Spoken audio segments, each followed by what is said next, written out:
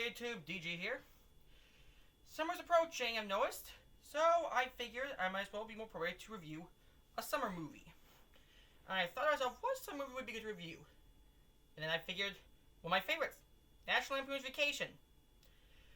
So I'm not sure if I can use footage because of copyright reasons, but I'll do what I can, which is start with the National Lampoon's Vacation franchise, which lasted from 1983 to about 2015. The original film 1983, starring Chevy Chase, Beverly D'Angelo, Randy Quaid, Anthony Michael Hall. He's a great guy, by the way. By the way, gave me a free T-shirt at a con before the pandemic hit. Let's see who else in the movie. Oh, yeah. I forgot the name. Actually, the other name is Dana something. Dana Barron, I think. And let's see, Imogen Coca, John Candy, and Christy Brinkley. Came in 1983. I don't know how much it made the box office, but I think it was pretty good success. It's pretty funny. So it was written by John Hughes. So let's get to it. To begin the movie, we start this little montage of like postcards with Holiday Row, a really fun song playing in the background. Holiday Row, Holiday Row. Let me fix my ear. Here. There you go. Anyway, but yeah, it's a pretty fun sequence. Like, we end for. Then we get me a main character Clark, played by Chevy Chase. Pretty good with his son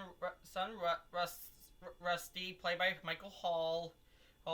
And this is kind of one of them. I like how they added one of them fathers who means well, is kind of bumbling type thing. One of those kinds of dads. Not an idiot, but just bumbling. Like, then we go to this dealership run by Eugene Levy, and really do because they got a sports wagon there, but unfortunately Levy sells them instead wagon cream fan structure, so it's like an oversized square car and doesn't look so good.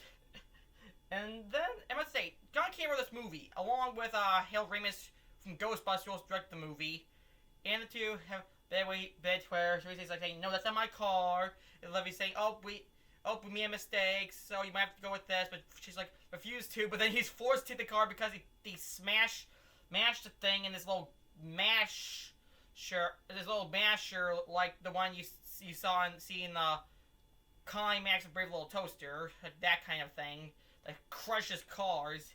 So he's forced to take the truckster. So we got a good start of the movie that is a series of unfortunate events, pretty much. This movie should have been called a series of unfortunate events. Not the actual series of unfortunate events movie, which I barely watched. No offense, not offense Jim Carrey or anything like that, but yeah, that's better.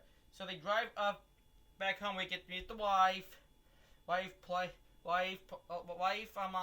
Ellen, who's pretty cool in her role, and they have this one business that takes place in the 80s. They use like a computer they have to hook up to your TV, but of course back then they had CTR because, well, yeah, no, flat screens weren't invented back then.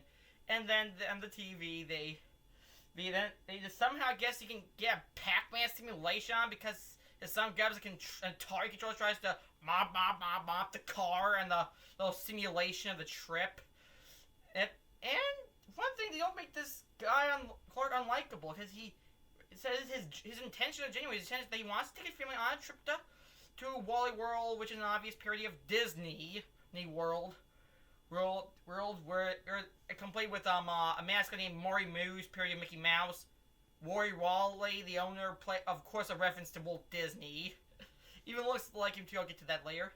And he said because he doesn't get to spend much time with his kids because his kids are because he has to work a lot, and he wants to get some time with his kids. But his intentions are genuine. Like, it's not like he's a workaholic character like Schwarzenegger in Jingle All the Way or Eddie Murphy Haunted Mansion. As in, this guy's super genuine when that he doesn't have to go through an whole arc to know. But family, he does know the important family.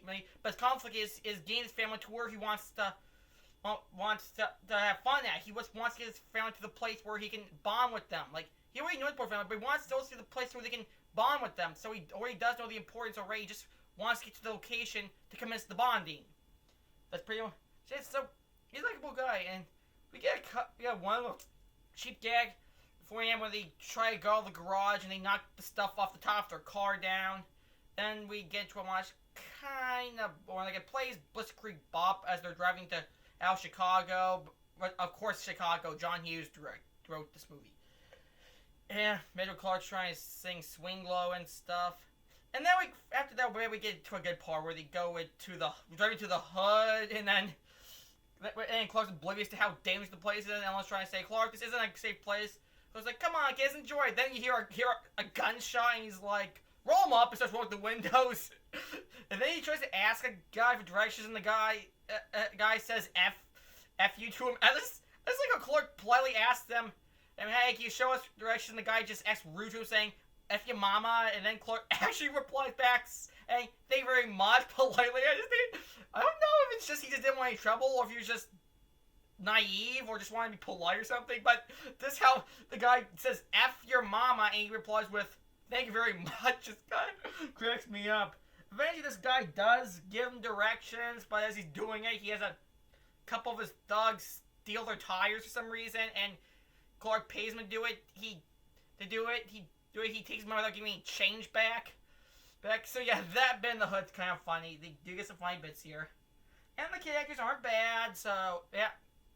I'm trying to think, I'm not the kind of person to bash kid actors. In fact, the reason I'm bringing this Phantom Menace novelization is because I think Jake Lloyd gets too much hate for this movie, Phantom Menace, and I think he deserves a hell of a lot better than what most of the fans have given him. Regardless if you people think Phantom Menace is bad or not. Anyway, afterwards, Clark falls asleep in the car, and they almost crash some hilarious hijinks. To be honest, I'm surprised it hasn't been to my dad, considering that he sleeps in the daylight because his excuse is, I'll get for work early, or something like that. There was also a bit where talking to Ellen, and Ellen's head is stuck into the wheel. Like, I don't know what was supposed to be going on there. It was supposed to be some, like, oral sex thing or something. Like, I don't know. And they get to the hotel, they got a few funny hijinks there, where they get some champagne bottles, and they turn this, like, massage bed, and it then breaks, and then it breaks, and it starts controlling. They're first sleeping on the floor, and the kids come in and show them how to unplug it. One of them jokes like, the kids know more than the adults, and the adults are idiot type jokes. Again, the jokes are pretty good. Again, kind of John Hughes, you know you'll get some good jokes. Then the next day on their continued cross-country trip, on their way to visit Ellen's cousins, on the way, they stop at a western-themed town where Clark tries to agitate the bartender, who pretends to shoot and Clark pretends to die. And it's a hit-or-miss scene, honestly. And then we get to probably the most recurring ad in the movie. Like, handful of times in this movie, Clark sees this chick in a red Ferrari, played by Chrissy Brinkley, a supermodel, and even though he's married, he tries to like seduce, non-verbally seduce her from his car to her Ferrari. And I'm just like, dude, you got a wife. Why are you trying to do this? And Ellen just doesn't notice any of it in the movie, like, but mostly because he's either trying to fill in the map or arguing with the kids in the back. It's just, I don't know what this guy's doing. You got a wife. Your wife, like, what? You got a trip with another woman? Like, that bit's just kind of weird, but still funny. And I'm not joking, they run this one like 5 times in the movie because that's how it works. You run into people 5 times. Like, even my family's run into the same people 5 times. And they stop at Ellen's farm, who live like out in the country. They made sure played by Wayne DeQuaid, a pretty good actor. Plays Eddie, who's surprisingly the kind of fan favorite of the film, since he got his own spin-off TV movie called Christmas Vacation 2, which wasn't that good, honestly. In a sec, we're gonna meet his family, who are like country people. There's a bunch of kids. Lord knows how they managed to pay for all of them, with another one coming along the way. And they also said one of them apparently was born without a tongue. Yeah, can still whistle and stuff. On the bright side, unlike Am Sandler, they don't use this as a cheap gag. They just bring it up and get about it. Then we get a montage of Clark bonding with Eddie. Pretty decent bit, because bed honestly. And we get bed with Ellen bonding with his wife. Their wife about the kids and stuff, and how things are going financially and stuff. Then we get the kids bonding with their cousins. Then as the girl Audrey talks to one of the cousins about how she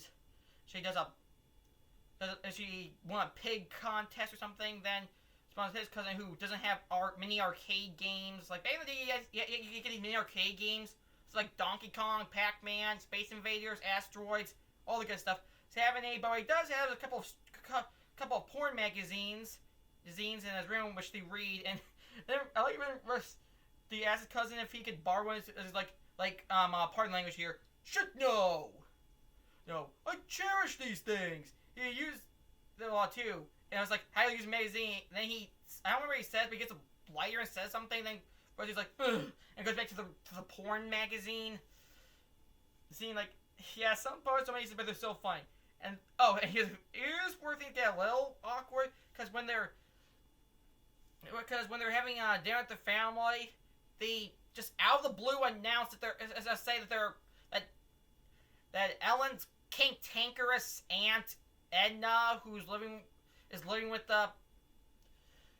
A's family. She comes in, she's kind of a jerk to people. People are getting mad at Clark and Ellen because the fruitcake they once served for the holiday got her sick, I guess, and she also mispronounces Clark's name and treats him him and Ellen pretty much like crap. And then here's the worst, and there's two worse things. One thing, she's got a mean dog that the girls struggle to keep control because it's just mean. And number two, they're forced to take her to Phoenix so that she can go live with their son. And then when Clark uses this, everybody see how much he squeezes it so hard that everything between the buns slide out of the table. I mean, geez, really? You're really gonna throw this on them when they didn't intend to? And things get lost that night when it turns out his family's financially low and Clark's forced to give him like a couple grand. And like, again, series of unfortunate events, and it gets kind of funny. And they're forced to take Edna and her dog all the way to, and I'm pissed up to Phoenix, Arizona, which I know after like.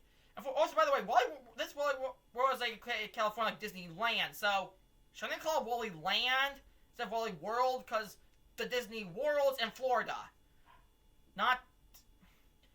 Quiet, Crystal. Sorry, that's just my dog. And trust me, I'm not expert. Like, I've never driven to Florida because I live up in northern USA. I live in northern USA, and trust me, that would take hours to get there. It'd take more like a week, cross country or otherwise. Anyway, on the way, of course, Edna's just mostly moans and whines towards everyone, and the dog's mean, and it's just kind of agitating. Then when they get to a picnic, Clark once again tries to flirt with the woman Ferrari again, who just happens to show up there. But it gets ruined because apparently the dog pissed on the picnic sandwiches. One of them Clark was eating, he spits it out. I guess that's what you get for trying to hit on someone on your own wife. And Edna's just like the only one who doesn't mind eating a sandwich with dog pee on it. Like, for some reason, I guess she just likes dog pee. Yeah, that's just it. Then we get some other bits in the movie where they try to stop at this like camp place run by Brian Doyle Murray. Surprisingly, that wouldn't be his only appearance in these movies since he'd later returned his vacation as Clark's boss. And then the place they say is kind of crappy because there's a big swimming pool that's all messy. It's got like a goose in there or something, and then we got it when Clark and Ellen try to get their freak on at night, they get scared by the dog. And then things go downhill from there. Because the next day, the Clark ties the dog's leash to the truck while he can kiss up. Unfortunately, he forgot to untie it before he got on the road, and you can obviously guess what happened. And if you have your animal lovers, I'm sorry about that. And if you watch the movie, you might want to skip that part. And then Clark gets pulled by a cop the cop, and like, and he thinks because being like, because now he says, "You can explain it, huh? Explain this, you SOB." I was like, oh. He's like, "Oh my god, I forgot the dog!" And he apologized to the officer for the dog, and the officer understands, and he lets the hook, and the kindergarten tried to hide from Edna, saying it was because of just being, but then the officer reveals that they killed the dog, which I'm surprised they didn't know, considering that the dog's usually mean and crap. I mean, how come they didn't hear from the probably should have heard from the back, and then she calls Clark a dog killer when they're getting food from one of those old diners where they bring the food out to you, which Clark drops on the ground because he can't get through the window. And whereas when they can't read the map, and they end up pretty far bit crashing through the Arizona, crashing into like the frickin' Grand Canyon in Arizona, Utah, wherever. And this is one of my favorite parts of the movie. That after that, when Anna starts yelling at everyone, said Clark should be in prison because he's a terrible driver, Ellen actually for once finally tells her off, telling her to sit down, shut up, and she complains again she's gonna bust her teeth. And then we get kind of a nice moment when Clark, and like the comedy is just really spot on. The timing's great, and the performance are good. And like when Clark's talking to his son, get a little man-to-man talk, saying, and he trying to say, hey, pain the butt, like he was trying to be a good dad. And like I said, he's not a bad kid. He's not like an idiot. He means well. He's just trying to get a little hang of life too. Like he's not like he's like his son a little bit. He's trying to get a hang of life. Like he's in between being mature and immature. Like he's just kind of like trying to understand life and helping us see life. Like, last year before the pandemic hit, I went to our Astronomicon 3. I met Michael Hall there, and he actually gave me a free shirt out of the kindness of his heart. I ain't kidding.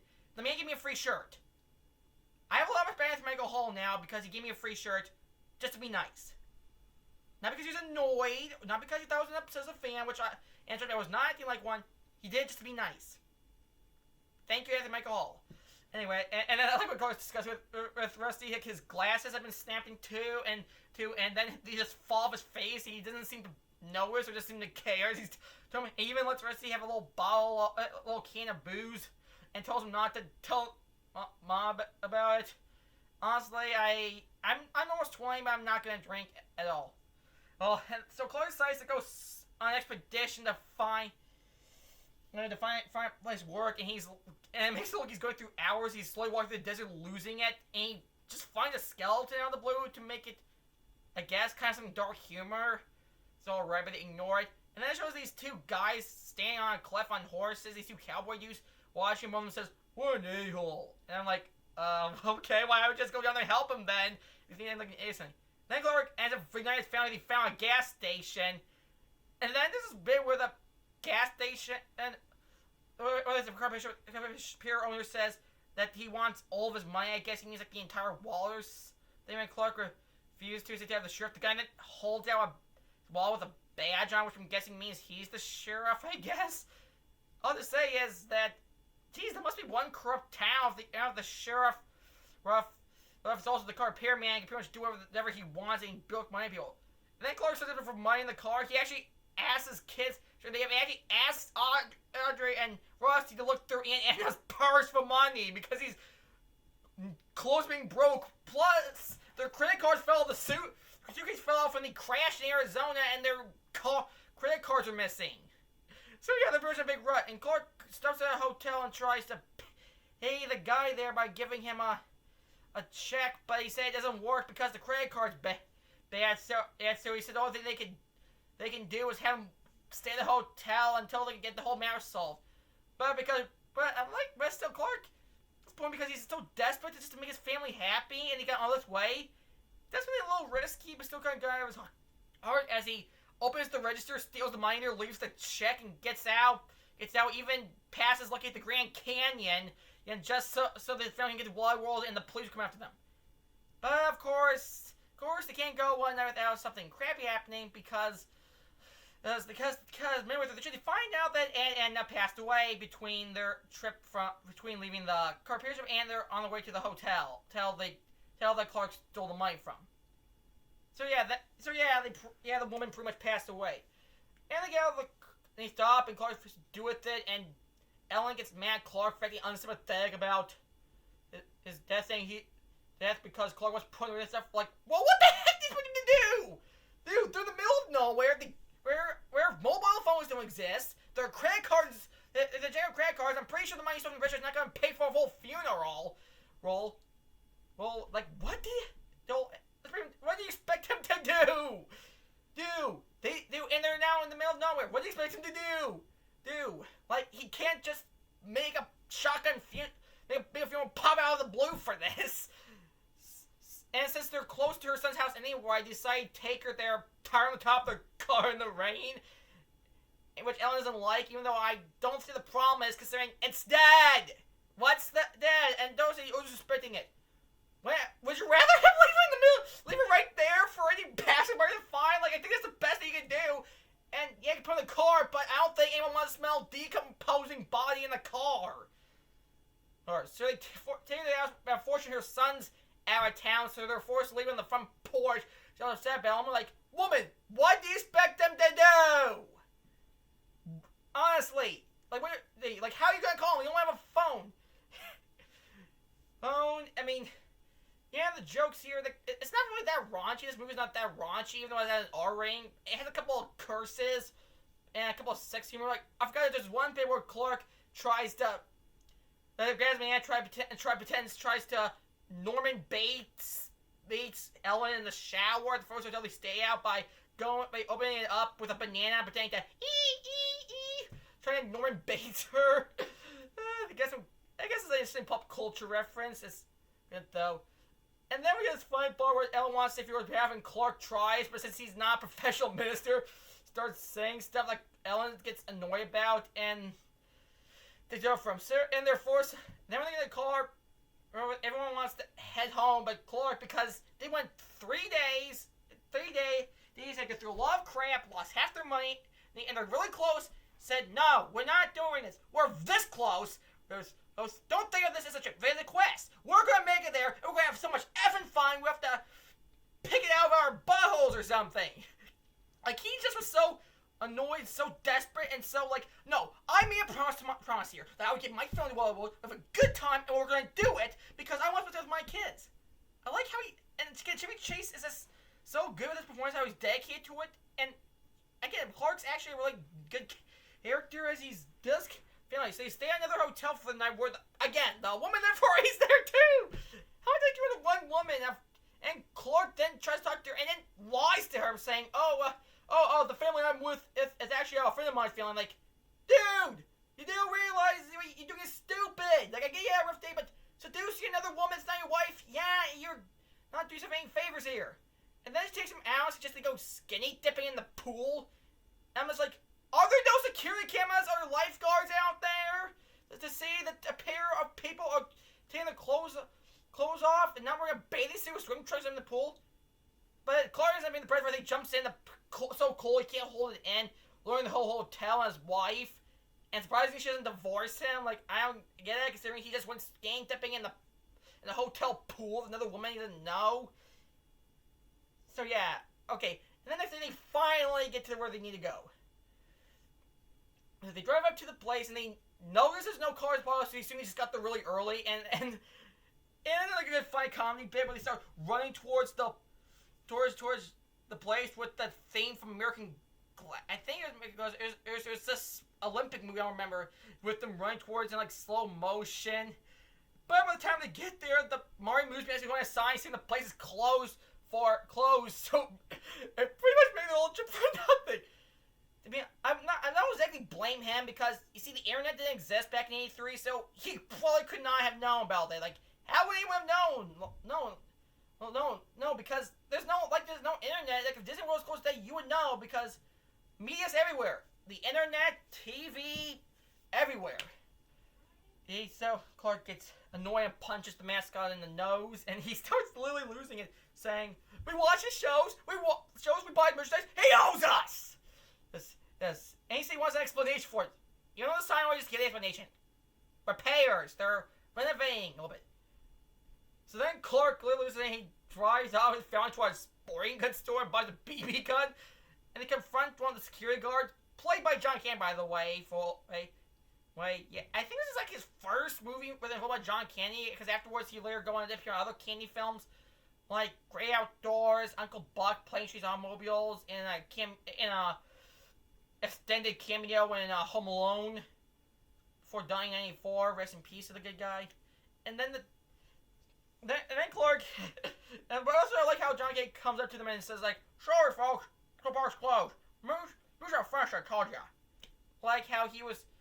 That feels like so John Candy. How he's trying to be firm, but he also he's kind of more like a wimp trying to be tough a little bit. It's just that is so John Candy there. Then Clark throws the BB gun, and he's such a coward. He actually bows down to the little BB gun and lets them into the park because Clark thinks, oh, they can't be preparing all the rides, and he forced this black guy to also bend to the will and finally go in and start going on the rides.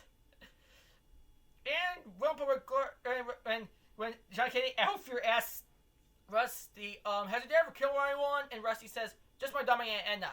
Well, the dog thing was a mistake, and he didn't kill her, and not she passed away in the car. Like, he didn't do jack crap to her. She just, he took her, or Grim Reaper, whoever took her. She didn't get killed. Killing happens when it's inflicted upon from an external force, but natural causes when you die from, well, sickness, disease, or just fate. And then eventually the whole thing, the police come, somehow knowing that the place is being robbed, and they force the Rizzles to put their hands in the air, and they get made by Roy Wally, the bit of Walt Disney. And surprisingly, they don't get arrested because Clark then has a heart-to-heart with Roy Wally. I don't know if he was being serious, if he should be genuine, or if he was just BSing, saying that he went a little crazy and apologized for that. And then the guy just was like, okay, fair enough, lets him go on the rides. The rides, even though they pretty much put to guns as security. And then that's the movie there. Again, it's a good movie. The characters are funny. I mean, the actors are great. They got some great actors there. Chevy Chase is a good actor. He's done a lot of funny movies. I mean, some of that. And I'm kind of disappointed in recent years he hasn't gone to do that many good movies. Like, some of the few examples I think is like a couple voice roles from crap CGI movies, like Dougal, I think. I used to watch when I was a little kid, but I heard now it's crap. And Zoom, that one of Tim Allen's superheroes. And the other good movie I think he did in recent years is like Hot Tub Time Machine. I haven't watched Hot Tub Time Machine 2, but I heard that one sucked. And I'm not sure about the new vacation movie much out. But yeah, and the comedy's good. The direction's good. The timing's great. Snappy pacing. Good acting from everyone. Has a couple elements of dark humor, but they're handled well. They're not overdoing it. And the kid characters are pretty decent. Like, they're not annoying anything. And in the case they do have quirks, you don't overuse it. Like, that's the problem with comedies. If they have a kid that has a quirk or something and try to overuse it. Like Jack and Jill, the one adopted kid has a quirk about that he likes to tape stuff for himself, and he just uses a cheap joke. Or fat jokes where a character's overweight and he decided to just exploit their weight and it's just a cheap joke. This is back during when people knew how to write comedy without using quirks to be mean-spirited jokes or whatever. And that's where and John Candy knew about it with directing classics such as, one moment here, The Breakfast Club, as you can see here. Directing a really good classic here, Old Story of the Michael Hall. As I said, great actor. There, and I can't guess that's my only movie of his on my collection shelf back here that he had any involvement with. Yeah, so, yeah, and he only wrote the movie. I also heard that Chevy Chase and Harold Ramis made some uncredited co-writing bits on it. And as I kind of said, only 2 of the 3 are still alive. Chevy Chase. But still, it's a great movie from a great cast, and it's always a movie to watch. If you want to watch any sequels to it, I think this vacation is the one I want to go for. So, anyway, that's my video. Have a good day.